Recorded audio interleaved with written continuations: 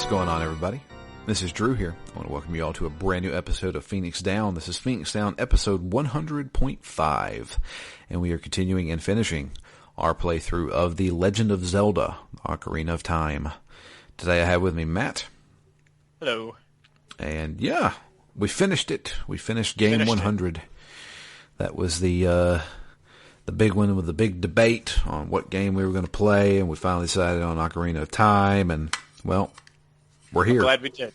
Me too. It was a nice little nostalgia trip, and once again reminded that Ocarina of Time is one of the best games ever made. The last we left off, we had just finished up the Spirit Temple, and we had collected all of the powers of the sages, and now all we have to do is take on Ganondorf at Hyrule Castle, which is now Ganon's castle, which I found funny. Yeah, I did have to Google that. I'm like, all right, we keep talking about this bad guy. Is it Ganon or is it Ganondorf? So, yeah. The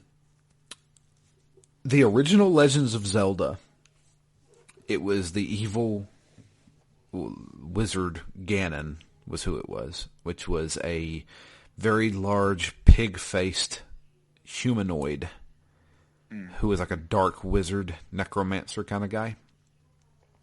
A human that was pig-like, or like a pig that had been turned human, anthropomorphized, or yes, some hybrid? Yes, so anthropomorphized, if you will. So a pig touched the ooze from the Teenage Mutant Ninja Turtles. Yeah, okay. And turned into basically Bebop. A Bebop. Yeah, it turned into Bebop. Magical Bebop. Yep. He is a wizard. Bebop is now a wizard. Yeah, he was a giant, like, pig guy. Related to the other pig warriors that we ran into earlier in the game, if you remember. I think he was part of that race. I thought he was a Gerudo. He is. He in this game he is. But I believe in the previous games he was of the pig race of people. Is it a little retconning, or is this more just like in the world of Ocarina of Time? This is how it works. This is it could be different every game. It is different almost every game. Interesting. So, in fact, I don't think he was ever called Ganondorf in the previous games before Ocarina of Time. I could be wrong. There were, let's see, Link to the Past. There was The Legend of Zelda, the original Legend of Zelda, The Adventures of Link, which was the second game, and then there was Link's Awakening. Link's Awakening did not have any of these in it. And just to be clear, these definitely aren't like in the same universe. This isn't like Into the Spider-Verse, where every Link and Zelda pair have their own spin-off, or might this Link meet other Links? Or does everyone assume that there's never been another, and there never will be another Legend of Zelda? No. So the entire series is connected. They take place years and years and years later. And I believe it has been described as all of this will happen again. And like Link is always a boy who dons green, who is usually from the forest land. There's always a Princess Zelda. There's always a Ganon or a Ganondorf. And I think it's basically years and years of reincarnation.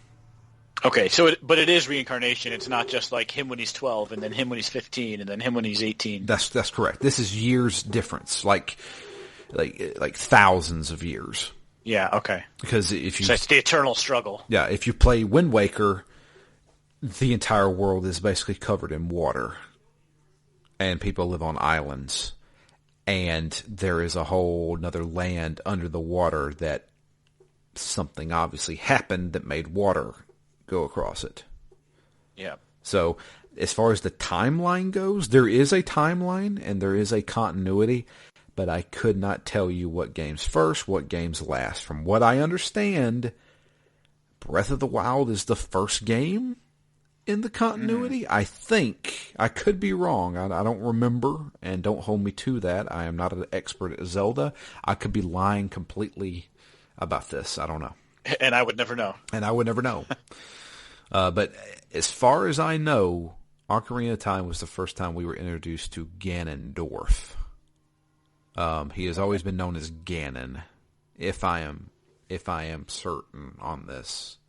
And does Ganondorf show up in subsequent games too? Yes.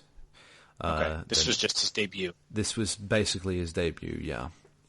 It's like the human version of Ganon, essentially. So, yeah, and that's the thing, is like the castle was named Ganon's Castle. Yeah, that was one of the things that really confused me. I'm like, I could have swore it was Ganondorf. I think I'm going crazy. Yeah, no, that was, and I took note of that too. I was like, oh, Ganon's Castle. I was like, wait a minute now. I mean, nobody has said anything about Ganon this entire game. So, but we do see Ganon a little bit later on. Yeah. But yeah, so we make it to the castle, and there's a giant crevice filled with lava that we can't get across. But since we have the power of the sages build a nice rainbow bridge that we can now cross over into Hyrule Castle / Ganon's Castle. Now, I have to say, because we're not going to have much to talk about, I completely misremembered this last dungeon.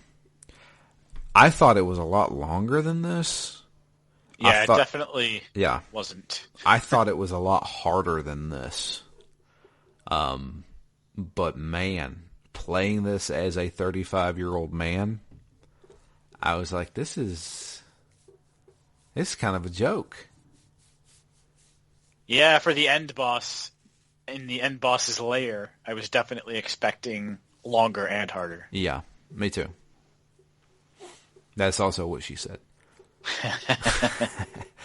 But yeah, I don't know. I guess I just don't remember. I was like, man, I was dreading it. I only had one tense part in this whole section. I'm assuming it's when you're fighting Ganon. Nope. It was all right. So here's what happened. At some point in the last 3 or 4 or 5 hours of the game, I lost my red fire tunic. So then when I went into the fire part of this dungeon, I had a time limit on being able to get through the room. Ah. Because I had some stupid slime mold stole it off of me. Yeah, you got the like. Yeah. It liked my tunic right off of me. Yep. And I didn't realize I didn't have it until this point. I'm like, all right, well, I got all these pink fairies. Maybe I'll just see what happens. And if I can beat this room, I'm not going to worry about traversing the world to try and rebuy my red tunic. And I actually never did have to test what would happen when that timer hit 0, because I made it through the door to get to the outer room with 1 second left on that timer. And I was just like, nice. With 30 seconds left, I'm just sprinting through that level. I'm like, I don't know what's going to happen. I need to get out of this room. The timer is almost up. So yeah, that was the only time I had some trouble here. Yeah, so essentially when we go into the castle itself, there is a giant barrier that's leading to the tower, essentially. And we have to deactivate all of the barriers to their respective temples. So there's a spirit barrier, there's a shadow barrier, there's a water barrier, forest barrier. I do like that as a conceptual layout of this. Yeah. You get essentially a challenge per temple. The challenges are so easy, though. Yeah, not terribly challenging challenges. Yeah. And I found a way to cheese one of them. So, I'll start with the first one that I did, which was the spirit one, which is right whenever you walk in the door. There's one to your left there, and I just went to that one. The spirit one, relatively easy. So pretty much all of them, with the exception of a couple, are collect the silver rupee to make the door open. Yep. I should mention we also Shiva. I forgot to mention this. Shiva shows up and gives us the light arrow, which is used to dispel darkness. Also, Shiva reveals herself to be Princess Zelda all along. Yeah, and I guess before we even get to the temple, she tells us the whole story of the Triforce, right? Yes.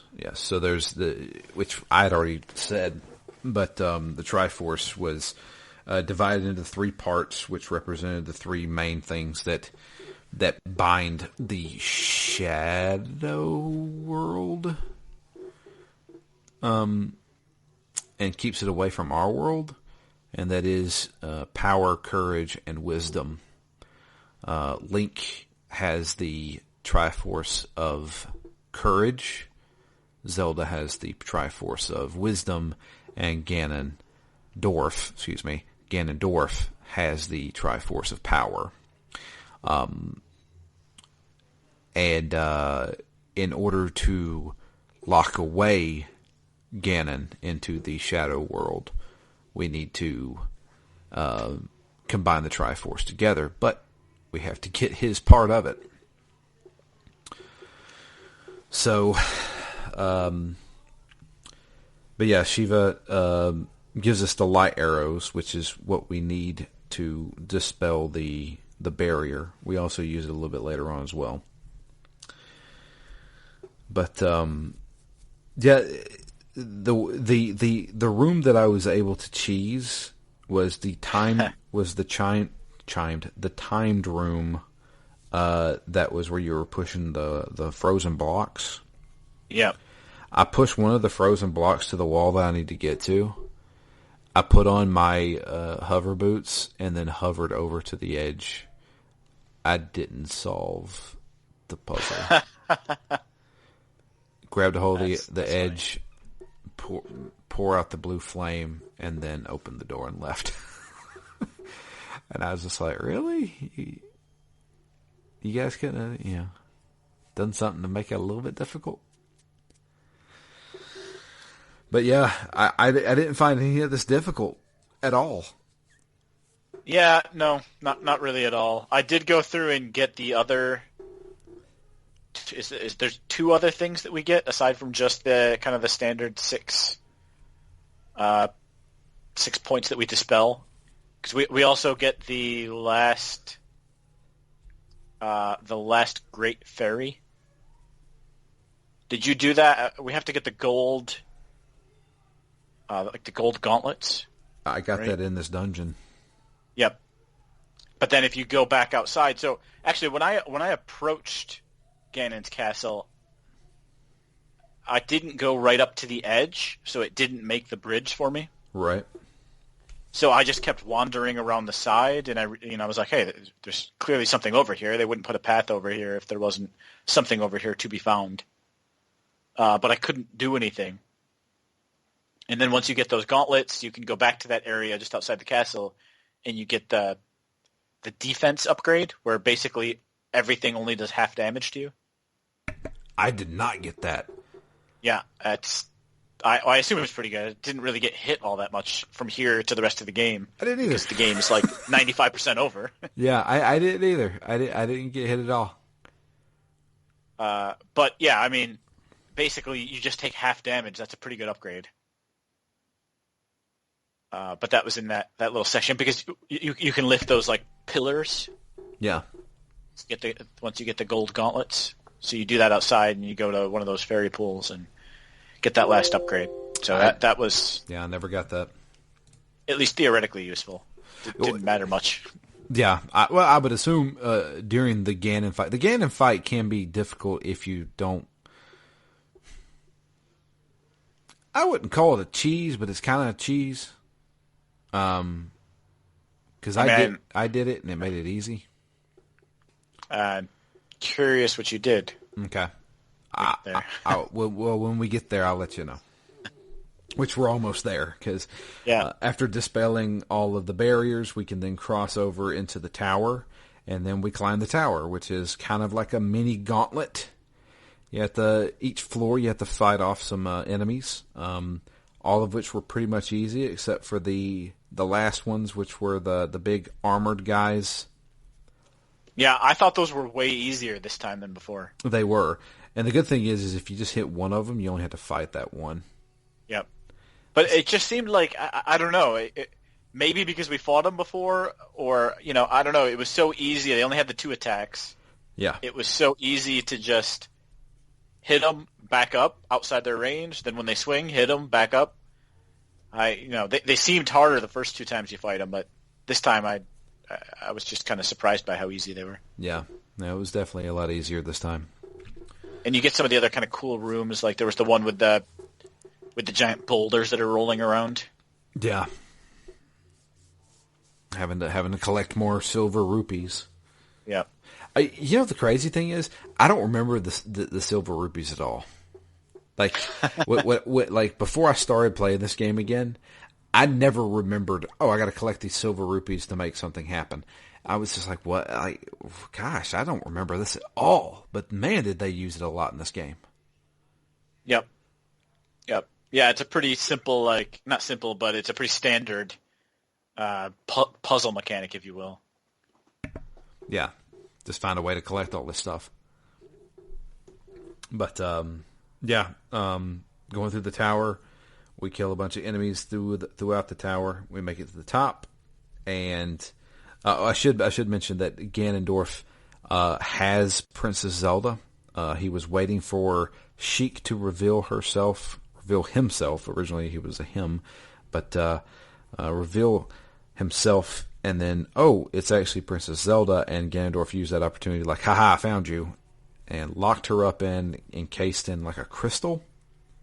Yeah. So now he has the Triforce of Power and the Triforce of Wisdom. And now all he needs to do is take Link's, and he rules the world. So when we get up to the top of the tower, we got Ganondorf on the organ, belting out some tunes. And I do like that it was getting louder and louder as you get closer. Yeah, but they do a pretty good job with that stuff. Building of anticipation. Yeah. But he's like, yeah, so it's time to fight, man. And this first phase was exactly the same as the boss of the Forest Temple, which was the Shadow Ganon. He shoots an orb at us. We hit it back at him. We play table tennis with him. Play Mario Attack. Yeah. And then you run and jump to the platform he's at. All right, no, I take that back. I had to look at a fact here, because I didn't know what I was doing wrong.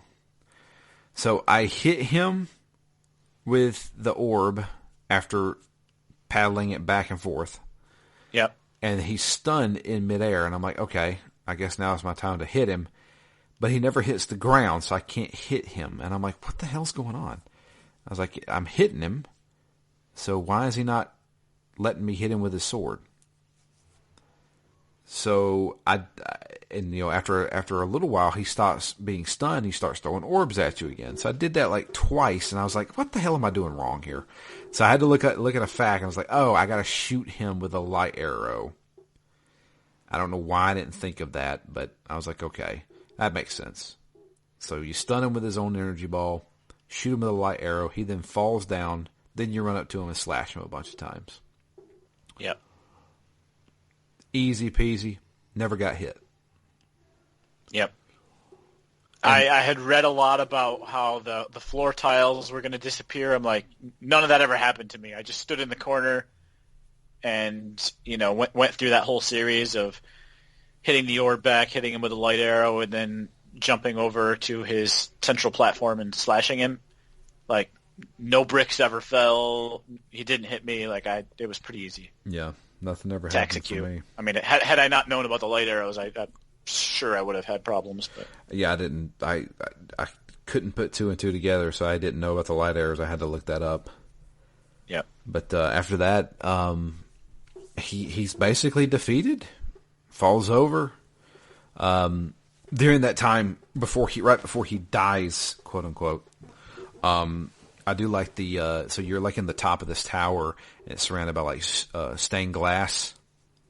Yeah. And when he emits this powerful surge that breaks all the stained glass, so you're kind of like outside now. But he falls over pretty much dead, and with his last dying breath, decides to try and tear down Hyrule Castle.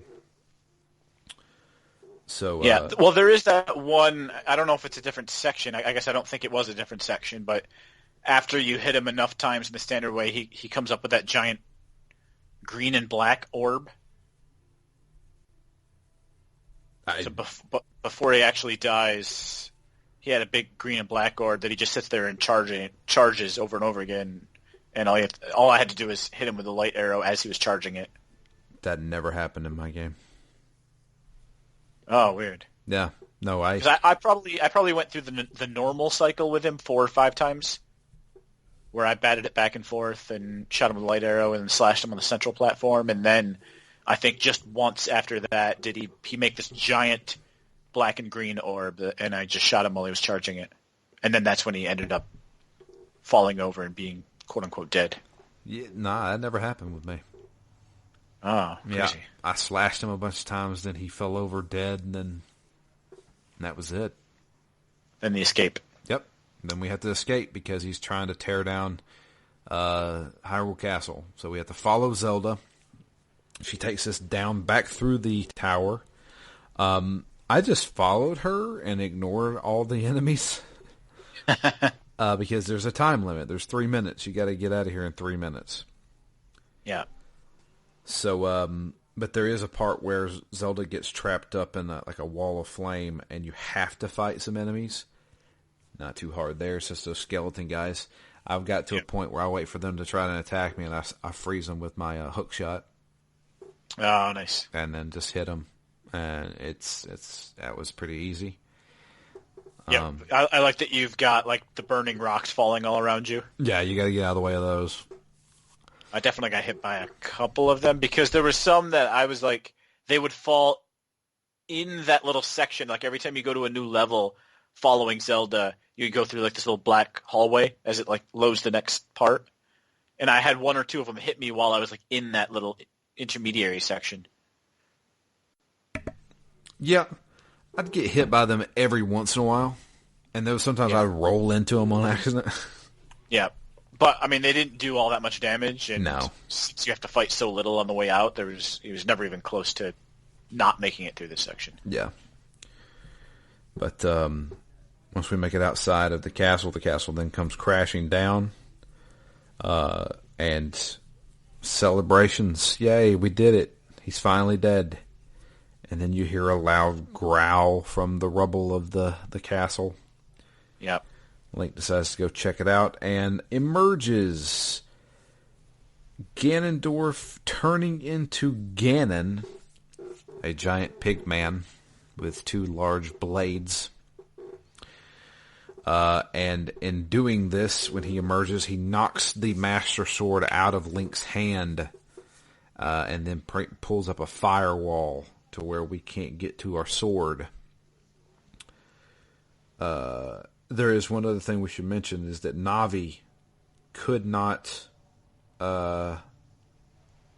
Z-target, couldn't get close to Ganondorf because there was too much dark energy around him. Navi then says, nope, I'm staying, I'm helping you in this fight. So, the main weak point of Ganon here that we're trying to hit is his tail. Kind of stubby little... brightly colored tail. The brightly colored tail. And since we don't have our sword, we have to use the Megaton hammer. Yeah. Which I'm fine with that.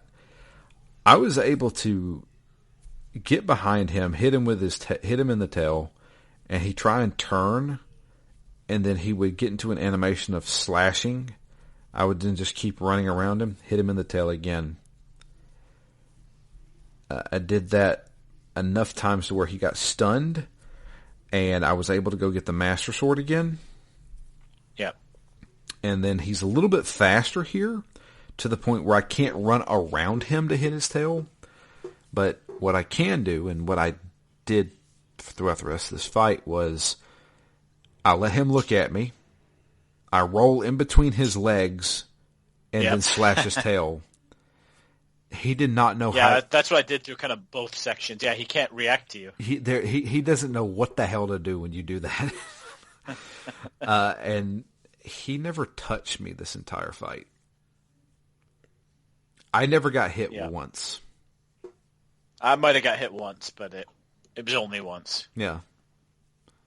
And so that was, after you hit him enough times in the tail, Zelda uses her light magic to hold him in place, and Link slashes him multiple times in the face and then stabs him through the head with the Master Sword.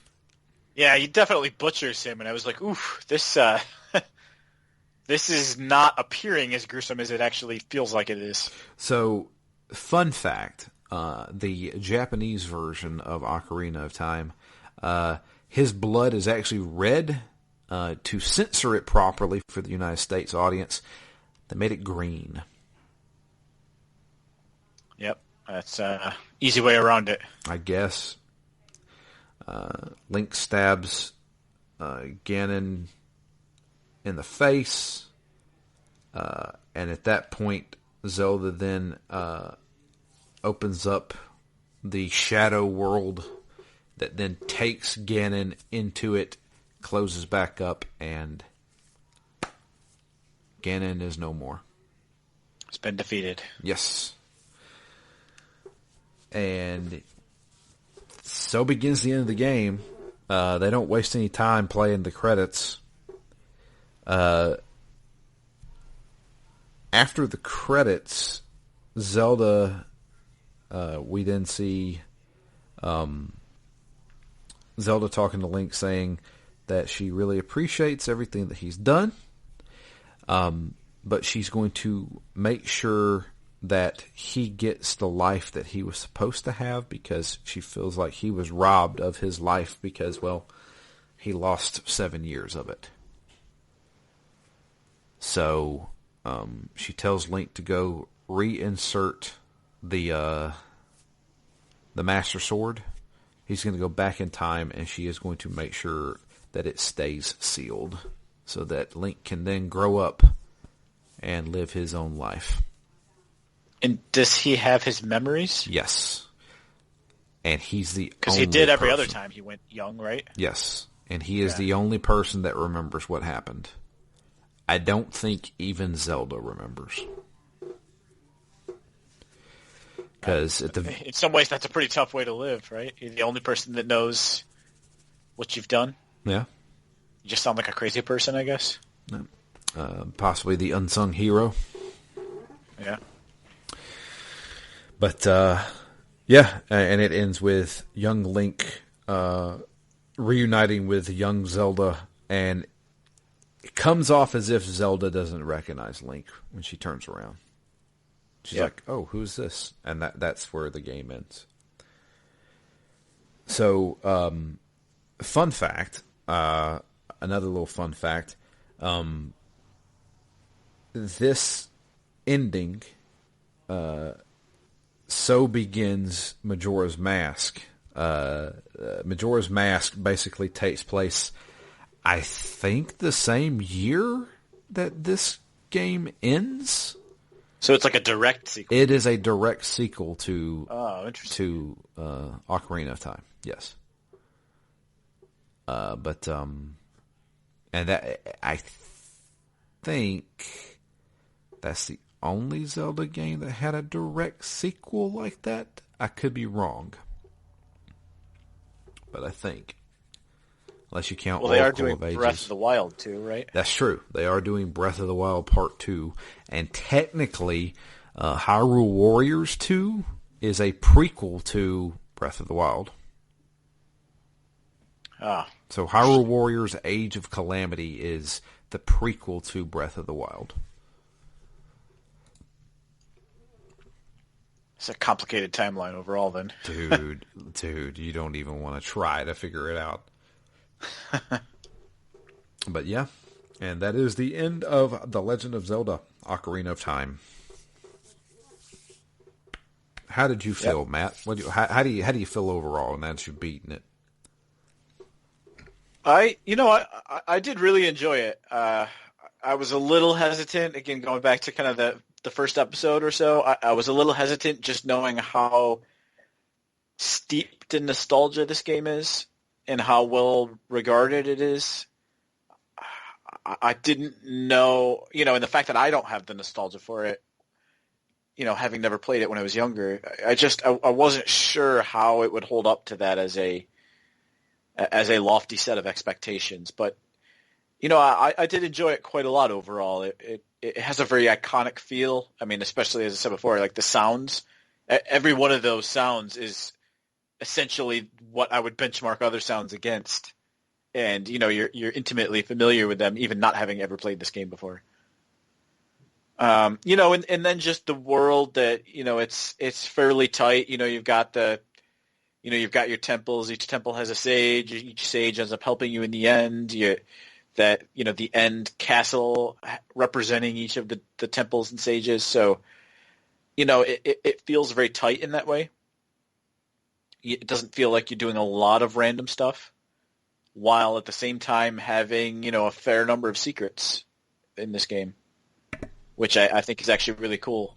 And again, had I played this in '98, I'm sure I never would have finished it, but I do like that it's got so many different areas. It's got kind of big events. It's got secrets. I don't know. It's just it's a well-rounded game, I would say. Yeah. Yeah, I now I think if my favorite thing about this game is the sound effects, I think my second favorite thing about having played this game is that I can now really know what a Zelda type game is. Yeah. As that term gets thrown around a lot, and I never really know or had known which parts were Zelda-like and which parts were kind of unique to that game that was compared to Zelda. Now, it makes a little more sense with the items and the need for the item or the exploitation of that item within each temple or dungeon. Yeah.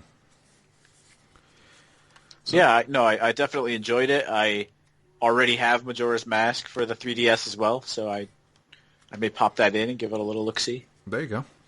Majora's Mask is a very different game. It still has a Zelda formula, but Majora's Mask is weird. Majora's Mask has the mechanic of you have a time limit. Yep. And, I'm sure you know about it. But that's all I know about it. It has a time limit? Yeah. So the moon's going to crash into the world and kill everybody. You have 3 days before the moon hits the world, and it's in-game time.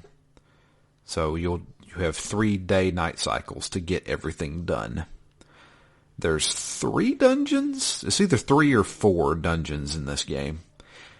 Which you think they massive? No. So they are kind of, I would say they're on par with some of the dungeons in Ocarina of Time, maybe a little bit longer. The thing that makes it crazy is that you're constantly having to manage your time. And using your ocarina, you can reset time. But you can only go back to the first day. So back to the first day that you came into this town. And it resets everything. Nobody Sounds vaguely roguelike? Slightly, yes. So nobody remembers who you are. Link's the only person who remembers everything. And there's certain things that reset. And there's also certain things that only happen on, like, day 2 So you have to make sure you're there day 2 to do stuff. It does sound complex. It's actually relatively complex, and one of the big things is the different masks. So they really liked the mask mechanic in Ocarina of Time. So now they give Link these masks that actually turn him into different creatures. So you can turn into Zora Link, or Goron Link, or Deku Link. So it's got a lot of the same characters, same stages? So there's no sages. This is different. I don't want to spoil anything. Yeah, now I'm curious, because I'm like, well, if it's the same world, if it's a direct sequel, how are there no sages? It takes place in a different land. Well, I would say not different land, but a different town at least. Okay. It's pretty good. It's pretty good. I can go into my list. Which let me just let me just I could play Majora's Mask next, but I'm not sure that's the next one I will play. So I'm going to read off the email that we have first, which comes in from Dustin, and it's titled "Link. He come to town. He come to save the Princess Zelda," which is a song that for the longest time everybody thought was the guy from System of a Down singing, but it's actually not. It was somebody else. He said, "What's up, what's up, what's up?" So Ganon, he wasn't so bad. I beat him on my first try, but I remember that fight fondly. I can tell Matt has never played Smash Brothers, else he would know who Sheik was without even playing this. I have not really ever played Smash Brothers. So Zelda is in this game, and she can transform into Sheik and change up her abilities. Yep, that makes sense. How did the Ocarina work on the 3DS? On 64, you had the C buttons, and on the GameCube, you used the C stick. Was it just the face buttons? Yes, that is correct. So and the shoulder buttons. And the shoulder buttons. So you could use L, R, X, Y, and A to play your songs. How many songs could you play right now without looking? I could play Zelda's Lullaby, and that's about it. Yep. XYA, XYA. That's it. Yep. I never did get all the songs. In fact, I never got Epona or even stepped foot into the ranch. So I missed Epona's song, and I never did get the Sun song. I did get all the songs, but I never got that. Never got Epona or Epona.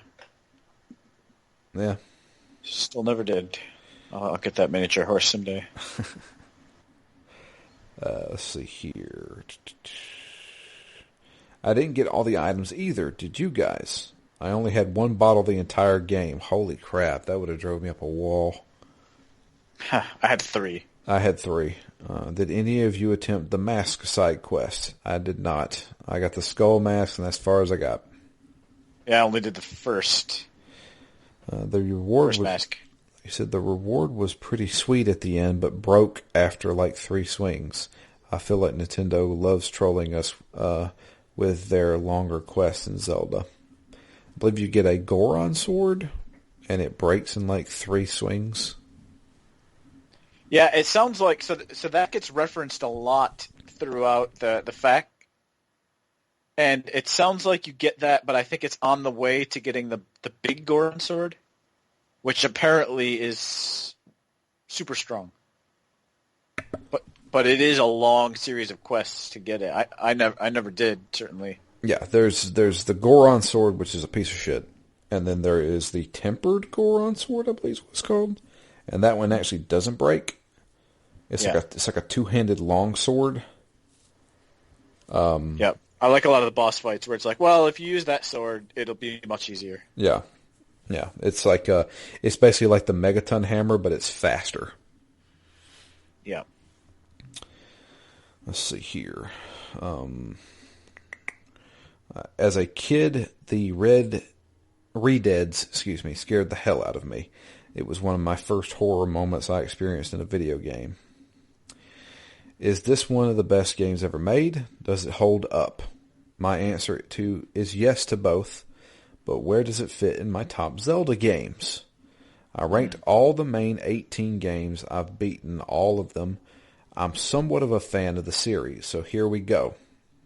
I like that I've beaten all 18 and I'm somewhat of a fan. So I don't know how many. I must have missed some. Oh, okay, I see. So he said, number 18 is Spirit Tracks. I hate this game.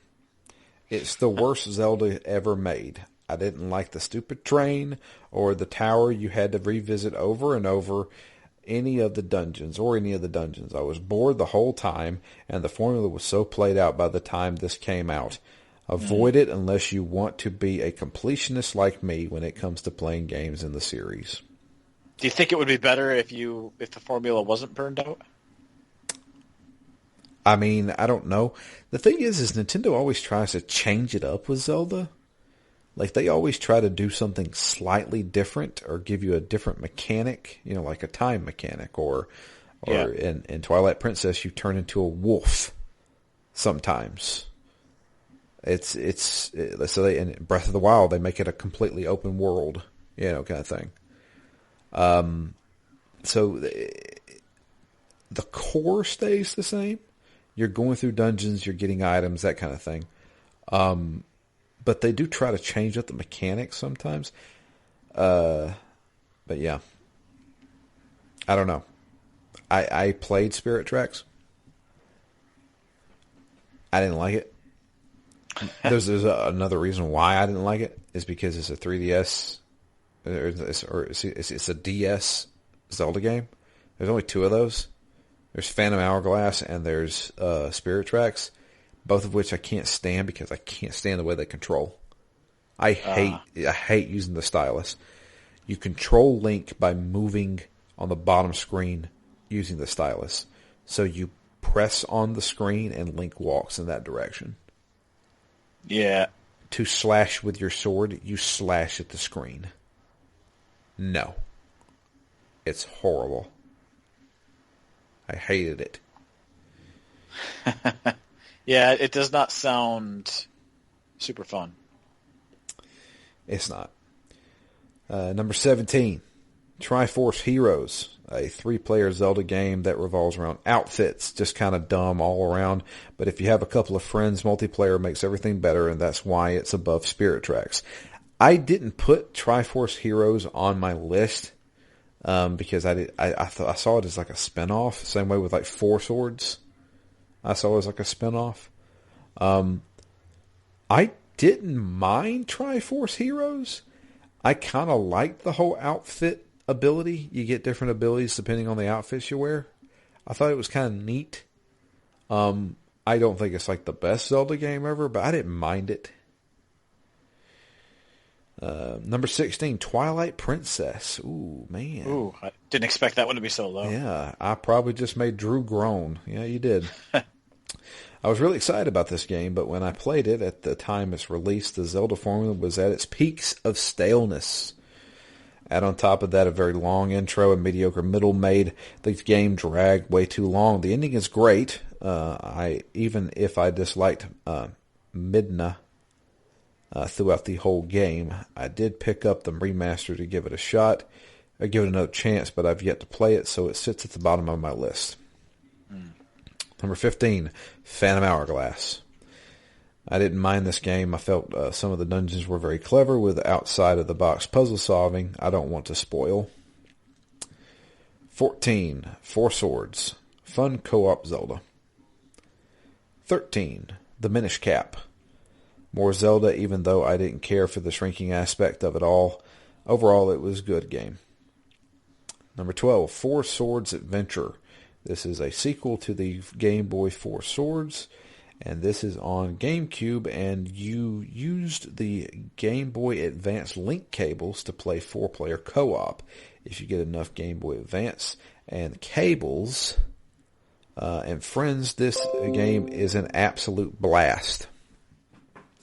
Hang on a second here. I just had something pop up on my screen. It seems like it would be fun, but it also seems like it would be hard to get set up. Yeah. Oh, man, back in those days was a nightmare. It's taking half of my office just to have my Genesis combo machine all hooked up and ready to go. I don't know if I could get my GameCube at that level as well. Let's see here. You spend most of your time grabbing your friends and throwing them off the edge and trying to gain the most rupees in the stage, and others half saying, okay, guys, let's actually try and solve this puzzle. Quit throwing me. There's limited items, so one person can only have one sub-weapon at a time, like 2 hook shots, 1 bow, 1 hammer, etc. And you have to work together to take on puzzles and bosses. If you can make this happen, absolutely do it. One of my favorite co-op games ever. If you get it set up, might as well do Final Fantasy Crystal Chronicles as well. Number 11, Zelda 2 Link's Adventure. Easily the toughest game in the series. I liked the side-scrolling gameplay and tried to navigate those temples. It's a real challenge and worth checking out. Also, I do want to mention it's actually called The Legend of Zelda 2: The Adventures of Link, I believe is what it's called. I could be wrong. Maybe I'm lying. All right, now time for the top 10. Number 10, Skyward Sword. Many people would have this on the bottom of their list since most people never finished it. What they don't know is Skyward Sword has some of the best dungeon designs in any Zelda. It was long in the tooth, especially in the intro, and yeah, it hurt my wrist after long play times, but I still think it was worth it. I really hope they make a Switch port that gives you the option to turn off motion control so people will actually play it fully. Number 9. Yeah, I kind of hope they do that with a lot of these games.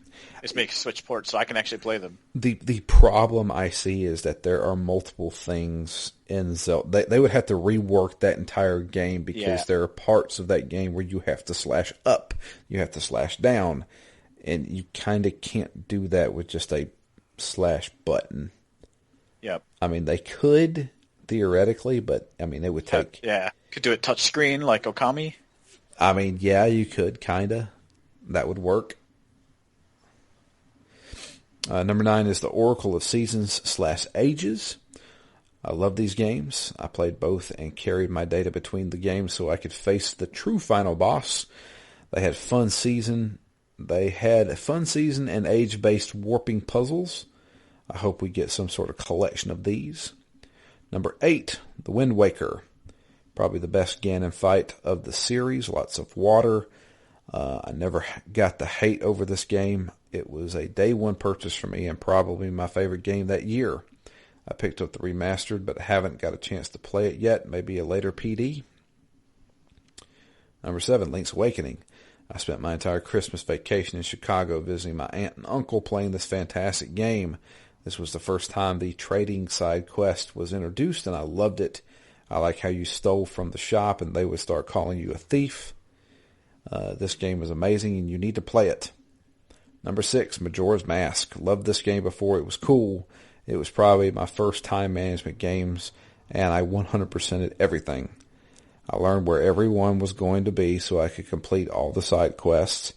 It only has 4 dungeons, but they're great and it has a fantastic final boss, and unlocking the final mask is a treat. Number 5, Zelda 1. Me and my brother played the crap out of this game. You know how many bushes I've tried burning? I'm sure every single one trying to find a secret. We had Nintendo powers with maps so we knew where to go next. It was hard enough that I died a lot as a kid, but easy enough that if I saved up my hearts I could squeak by. I love the enemy design of the multi-headed dragons, the Tektites, I can't pronounce that. The Moblins, everything. This is the definition of a classic. Number 4, A Link Between Worlds. An amazing sequel to an amazing game.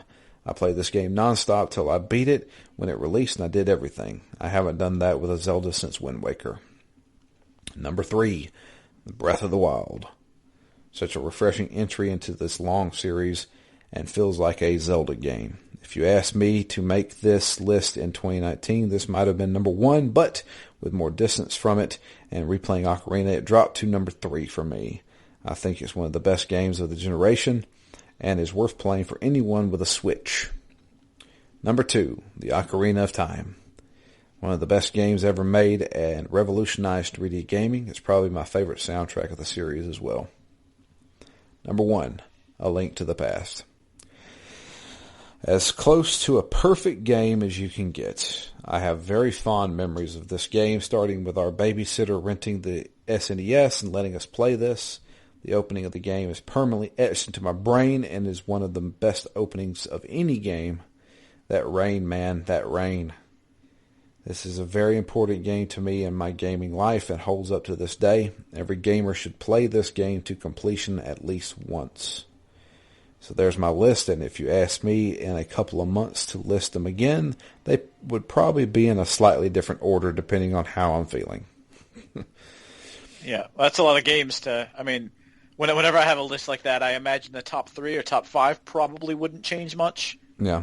But when you get to 15 through 18, sometimes it can be tough to know which one was worse than which other one. Yeah. He says, as for Matt, I would actually recommend trying Majora's Mask out next since it's a sequel to Ocarina of Time, and it's the same engine with the same gameplay. After that, I would say A Link to the Past, followed by A Link Between Worlds, and then maybe giving Breath of the Wild another shot. A Link to the Past is probably the one I put the most time into, other than Ocarina of Time now. So here it says, I have Yakuza 0 loaded up on my PS5, and I'm planning on starting it tonight right after I finish 13 Sentinels, which is a wild ride in storytelling and would make a fun series on PD with predictions being the highlight. See you guys for Yakuza. I would love to do 13 Sentinels. I would hold off on playing it for PD. Have you played 13 Sentinels yet? No, not yet. What the hell is 13 Sentinels? It's a Vanillaware game. Okay. That means nothing to me other than I know what the art style is.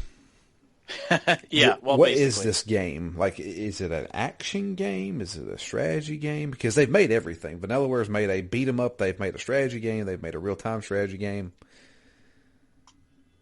They've made RPGs. I know that I have a guy in my lab who basically said, "This game is awesome. You definitely need to play it." And then I was like, "Oh, yeah, let me see what this is." And I looked at it. I'm like, "I'm absolutely in." It was sold to me as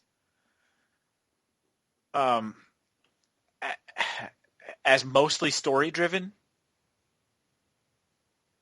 and basically just describing these 13 different main characters with the interweaving storylines. So I specifically didn't want to know too much about it. I mean, what is the gameplay of the game? I mean, it looks like a variety, a side-scrolling adventure to real-time strategy. Okay. With a lot of story is most of what I would know about it. Okay. What was the game that they made that was it was a real-time strategy game? It was like a tower defense game where you play as this girl at a magic school. Yeah, I have played it. Grimoire, right? Yep, Grimoire. Yep. I played that. Game is awesome. I played that, and I was like, I don't think I like tower defense games. Yeah. I didn't get terribly far into it, but I did really like what I played of it. Yeah. What was the beat 'em up that they made? I really dug that one. Odin Sphere? I thought it was Crown, something Crown. Dragon's Crown? Dragon's Crown. That was the one I played a lot of. Odin Sphere, I owned at some point, I never played it, and now I don't own it anymore. Yeah, it was Grim Grimoire is actually the one I probably played the most of their games, and I just really liked it because it didn't play the way it looked like it was going to play, and I just liked that it was a little bit quirky in that sense. Like, it's tower defense, but it's not, at that time there was a lot of tower defense games, and they all kind of felt the same, and this one didn't. Right. All right. So are you ready for my list? Yep, definitely. I only have 15 games on my list, and it was what I quote-unquote the mainline ones. I guess I don't consider the co-op Zelda games the mainline ones. But here we go. And I mean, this is my list, and I know Dustin's going to groan on this one. Number 15, Skyward Sword. This is the one Zelda game I never finished, aside from Breath of the Wild. I hated the motion controls in that game. I don't like motion controls. Much like how I don't like using a stylus to move Link around and slash at things. I want to hold a controller in my hand and sit my butt down. I don't want to waggle my arms around. I don't want to draw on a screen to attack. I could not get into this game, and I put some hours into it. But I was just like, I don't want to play it like this. I hated the way it played. I hated it. I would love to play it because it's one of the games that, like, I didn't mind the look of it. I didn't mind the story of it. And I think I made it in probably 2 dungeons.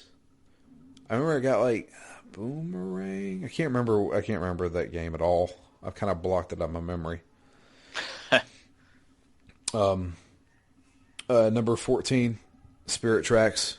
Yep, I hate this game. The train's stupid.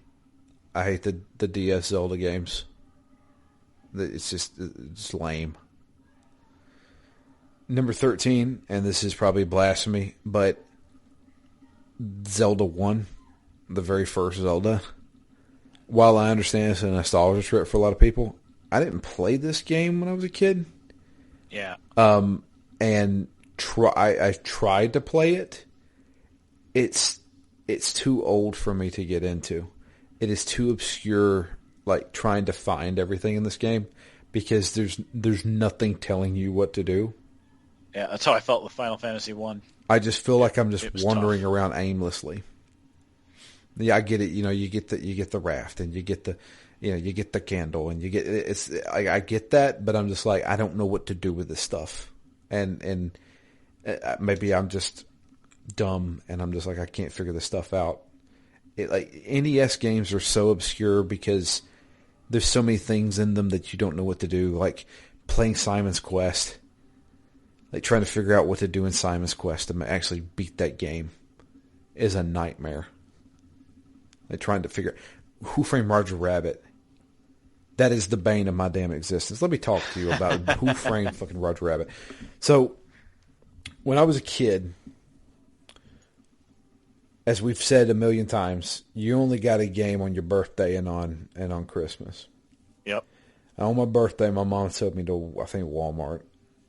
And she said, you can pick out a video game. It's your birthday. All right, cool.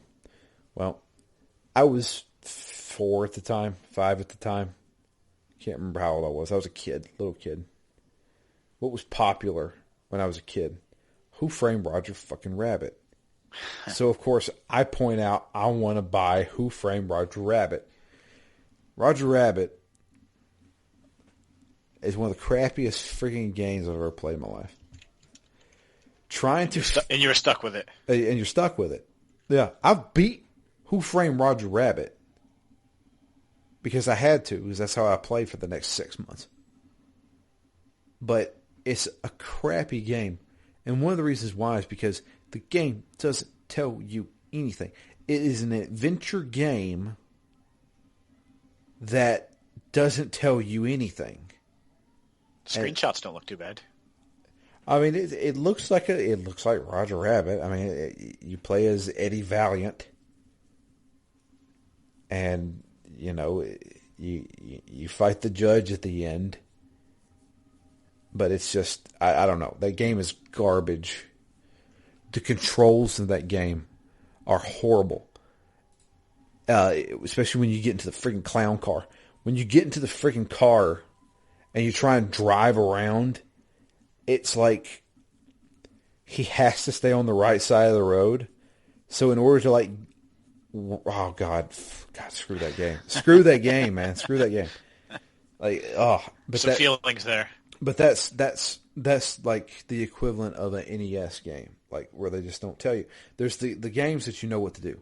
You go left to right, and you shoot stuff. Other games that don't do that, like Zelda, I'm just like, I don't know what to do here. I don't know what I'm doing. I have full respect for the game because it started the series, but yep.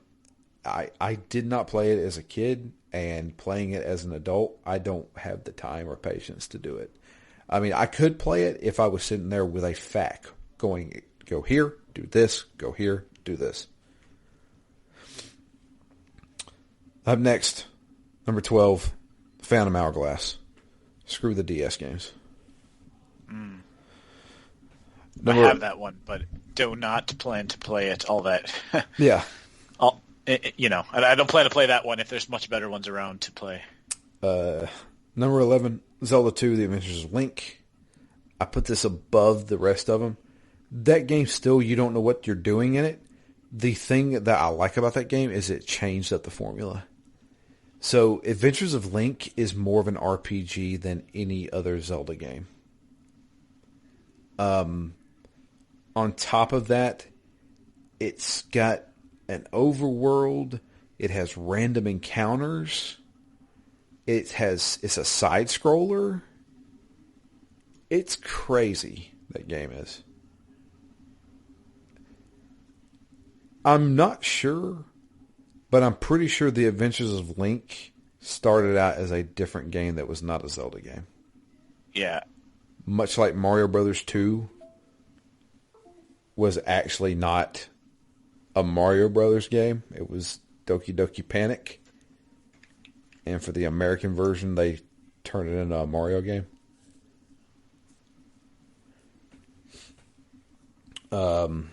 Number 10 is the Minish Cap. I actually like that game a lot, but I know zero about that game. So the mechanic in that game is Link can shrink down to very small size, and then come back up. So that's kind of like the puzzles. Number 9, Breath of the Wild. The other game I have not finished, but playing Breath of the Wild, I get it. I get why that game is so good. It's just I don't have enough. I have not put enough time into that game to rank it any higher. But I know it's a good game because I played enough of it to know that. Now we get into basically my top games of Zelda games. Number 8, Oracle of Ages / Seasons. Fantastic series. I started off with Seasons because I thought it was cool. And I was like, kind of want to pick up Ages now. And so I picked up Ages, transferred my save, and fought the real final boss, which Dustin actually alluded to. Number 7, Majora's Mask. While I say that's a good game, and it is a good game, it is not one of my favorite Zelda games. Mainly because of it's a little bit too much like Ocarina of Time, but with just a couple of extra mechanics thrown in. The time mechanic, which also drove me up a wall sometimes. I just think remember when I was younger playing Majora's Mask, I made it to the end of the dungeon. Like I was at the boss and time ran out and I had to freaking go back in time, and in doing so had to redo the dungeon again. And I was so mad. I was so mad. Number Number 6, Twilight Princess. I like this game. Yes, Midna, or whatever her name is, Midna, is annoying as crap. It seems like there's always something annoying in these games. That's like just always just there bugging you. But I actually really like the look of this game. The Majora's Mask is actually a rather dark game. I would say it feels a little bit more mature than some of the other ones in the series. But I really like it. And like turning into a wolf, sometimes that mechanic got a little old, but I really like the dungeons in Twilight Princess. Thought it was really good. Number 5, A Link Between Worlds, is a freaking stellar video game. It is amazing. That game is fantastic. I didn't have any inkling to actually purchase that game. And I didn't buy it when it first came out. I bought it like on a sale. Like it dropped down to like, I don't know, like $20 or something like that. And I was like, yeah, sure, I'll pick it up. I picked it up and was freaking addicted to that game for like 3 weeks. Like I absolutely love that game. That game is fantastic. Number 4, Link's Awakening. This is the one that I've been queued up to play. This is the one I've wanted to play for probably, well, since I got my Switch, basically. It's a great game. So you got the Switch version, yep. the remake, essentially. Yep. It's a great one. That version is fantastic too. It is pretty much a full recreation of Link's Awakening from the Game Boy. Yeah, that's cool. It also features the Game Boy Color dungeon, the Color Dungeon. So, yeah, it's got everything you need in it. Also, the Switch version is charming as hell. I love that art style. Yep. Like a little claymation. It's awesome. Link's Awakening is fantastic. Number 3, Wind Waker. Do you want to play that? I don't... I know... Dustin said that he didn't get the hate for Wind Waker. I don't know a lot of people that hate that game. I think a lot of people adore that game. I think it was fantastic. Originally, I didn't like the art style. But that art style started to grow on me. That art style also turned into... This is now the Zelda games that are on the handhelds art style. Toon Link. Yeah. And I was just like, okay. Yeah, I think if it was another game, I would have disliked the art style more. But I feel like for Zelda, there's something somewhat timeless about it. I don't necessarily need it to be dark and mature. It's not that game for me. Not that it's really any game for me, because I've never really played it before. But, when I think Zelda, I don't think dark and mature. Yeah. For the most part, Link has always been kind of like a 12 to 13-year-old boy. Yep. He's never been adult Link as you get in Twilight Princess or parts of Ocarina or Breath of the Wild. Like if you say Link in my mind, I actually think of the old the old instruction manual Link from the original Zelda. That's the Link that I think of, who looks like a 12-year-old boy running around. Yeah. Yeah. Number 2, A Link to the Past. Yep. A Link to the Past is a phenomenal game. It's one of the best games in the series, but it is not my favorite. My first exposure. Yeah. I'm pretty sure that was my first exposure, but once again, when I played that game, I felt like I was just too young to understand it. Yeah. I was just too young to know what I was doing when I first played that game. And number 1 is the one we just finished, Ocarina of Time. And how has replaying it solidified or brought it down at all, up at all? You know, how do you feel about it now relative to how you did a month and a half ago? The only thing I can say, I still think this is the best Zelda game. I think it's one of my favorite games. But playing it again, this game is a lot easier than what I remember. This game's also shorter than I remember. Granted, I didn't do everything in this game this go round. But I was like, I beat this in probably about 10 hours. 10, 11 hours, something like that. And I'm just thinking, I remember putting like 40 hours in this game originally. Which, you know, when I was a kid, I did a lot of wandering because, you know. Yeah, I guess if you know what to do, it is a lot faster. Yeah. But the only thing I can think of is that I get why this was one of my earliest Zelda games, because playing it now, I can easily see a 13-year-old kid playing this game and understanding what to do. Because it is, while it's not hand-holdy, it's not overly difficult. It's not overly obscure. Yep. So, especially once you get the hang of the fact that you've got multiple items, and you know it might not be your first thought. You might have to cycle through some, like when you were mentioning having to shoot the light arrows. You might not always know what to do, but as long as you feel like you know that you should have something to allow you to progress, at least let you try some things out. Yeah, let you experiment and figure it out for yourself. Yep. But I still think this is one of the best games ever made. It's an absolutely treasure to play. Yeah, it is. If nothing else, it is a very charming game. Yes. But that's it. So Matt, you glad you finally beat a Zelda game?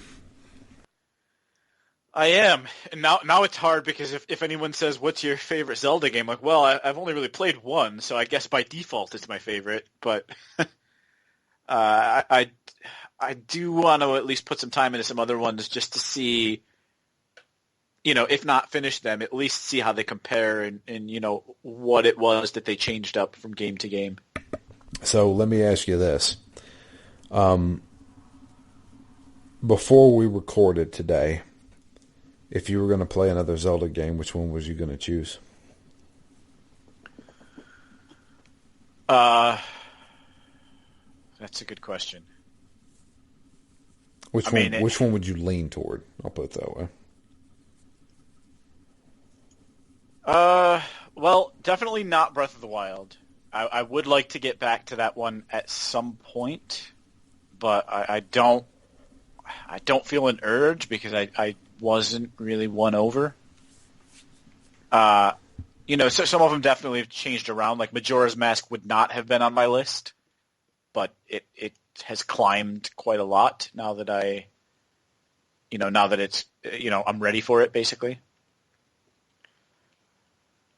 You know, I would love to go back. I mean, if we hadn't been talking about this, if we hadn't been discussing it, and someone said, what Zelda do you want to play? I think it would have either been A Link to the Past or Ocarina of Time, just because I'm like, hey, there's the one I've started, and then there's the other one that everyone says is the best. Right. So, you know, those would definitely be up there.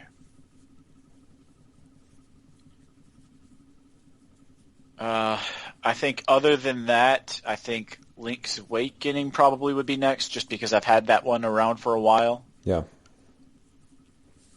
And then I think from there, you know, and anything goes. I feel like for you,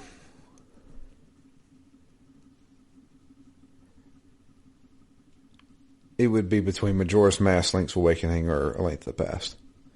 Yeah. And just going by the fact that you have Link's Awakening just sitting there, you can't really go wrong with Link's Awakening. You can't really go wrong with any of those three. Yep. You know what you're getting into with Majora's Mask, for the most part.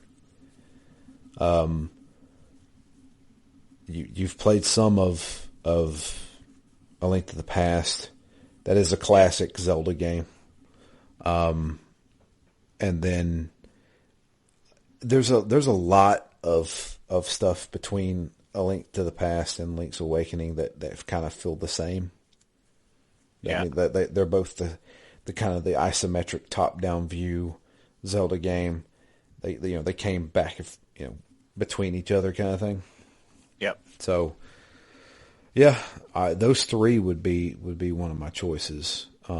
If it was up to me, if I was doing this, I'm not going to be doing this, but if I was doing this, I'd probably do Link's Awakening. Yeah, that's the one that's been on my radar kind of over the last year or two the most. Yeah. The Switch version is damn good. Yep. So of the hour I played of it, it definitely seems good. Yeah, it definitely is. But that's it. That's game 100. Yeah, my only problem with the next Zelda game is having downloaded a crap ton of PS4 games on my PS5 and really wanting to spend some time with that next. Obviously with Yakuza, but if I'm already there, I've got an intent to play through a lot of games that I've missed over the last couple of years. Sure. Because I haven't had great access to my PS4. And that was actually a strong motivator for me to get a PS5 as quickly as possible, was so that I could have access to the PS4 games that I missed. So I have a whole laundry list of games that I want to check out. What's your top 3 on that laundry list? Top 3, I don't know. I got excited. I just downloaded Control. Okay. Which I have not played a second of. You get the Ultimate Edition of that? Yep. Just got it as the free game of the month. That one's pretty high. Ghost of Tsushima. Yep. Is the one I've played around with a little bit and was just really impressed by the first couple hours of it. Never played it. Yeah, I love the first couple hours, and then as soon as it opens up into open world, I'm like, I'm gonna have to wander through forests for like the next couple hours. So we'll see how this goes. But it was just kind of funny because day one on the PS5, I basically put that in, and then I'm like, well, I did get one PS5 game. Let's see how much better that looks. And I put in Assassin's Creed Valhalla. And I'm like, yeah, this looks worse than Ghost of Tsushima. So, I don't know what to make of that other than that Ghost of Tsushima is gorgeous. It's completely different developers, man. Yep. You get the quality guys, the sucker punch. I mean, it's just funny because they both start off like the same. Because we played, I was showing somebody, and we played through like Astro's Playroom, and we're like, all right, let's just watch the beginning of a couple of these games and just see what they're like. And we went through and did Ghost of Tsushima, and then started off Assassin's Creed Valhalla. We're like, this is almost the same story to start with. One of them is just done way better than the other. Yeah. Oh, not really a knock on Valhalla, but when put right up next to each other, it was quite a difference. I finished Far Cry 5. Oh, very nice. And that game looks really good. There's a few things that are weird about that game. I played it on my Series X. I feel like so far the game that showed off the Series X the best, Honestly, I hate to say it, I think it's Sunset Overdrive. Really? Yeah, Sunset Overdrive is just so colorful. Yeah, really pops. It just pops. Immortals. I've never tried that either. Yeah, Immortals Phoenix Rising looks really good too. It's kind of cartoony and colorful as well. Yeah. Also, that game is fantastic. So, but there's a ton of games I want to play, but I just don't have the time to. And now that we're starting Yakuza 0, that's the next game on the list, by the way. Yeah. Yakuza 0 is going to take up a lot of my time. Yeah, I did just start that, and so far so good. Yeah. It's I can't wait. I can't wait to jump into that. Yeah, I was actually thinking about that today. I'm like, I wonder if I can play a little bit before we record. Didn't get home until too late, but yeah, it's a game I'm eager to spend a little more time with. All right. Well, there you go. So we're going to wrap this up. But I appreciate everybody listening, and thank you for joining us in this long expedition of 100 games plus more. Can't believe we've been doing this for so long. Yeah, we've been doing this for so long. It's 9 years. What should game 200 be? That's a good question. Maybe you guys can answer that. You can send us emails. It's the email is drew@ztgd.com. Suggest game 200 for us if you want. We'll see you in 9 years. But yeah, you can also follow us all on Twitter. I am at Drew Leachman. Matt is at REMGS, and the podcast itself is at ZTGD Phoenix Down. But that's going to be it for us. Game 100 in the books. Finally beat a Zelda game for Matt. Got to relive a classic for me.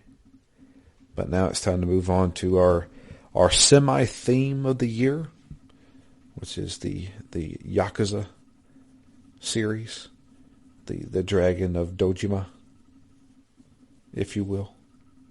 Yeah, the other game that I wanted to compare it to was True Crime, Streets of LA. Sure. And I haven't played that game in many, many years, but I just remember it having a lot of street fighting as well. Yeah, True Crime had a decent amount of that. Gosh, I still remember that game. I do too. It was the first game I ever got for the original Xbox. That was so I played that game on the GameCube, which was not ideal. Because that was during that time where my PlayStation 2 was quote unquote screwed up. Yeah. So I had to buy everything on a GameCube. But yeah,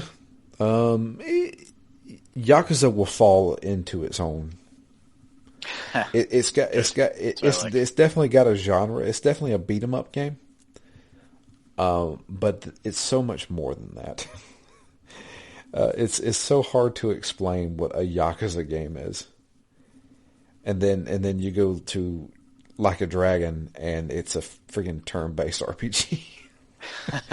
And I'm just like, okay, I don't know where to begin. So, I like even just that as a starting baseline level of quirkiness. I'm in. Yeah, dude, that game gets freaking weird. I don't know about 0 because I've never played 0. 1 is relatively mild, but then it gets quirkier and quirkier as it goes. But yeah, that's going to be it for us. We're going to get out of here. Until next time, I am Drew. And I'm Matt. And we're gone. Thank you so much for listening and joining us for these 100 episodes. Not 100 episodes, 100 games that we've been doing. And here's to 100 more. But we'll be back next week with the beginning of Yakuza 0.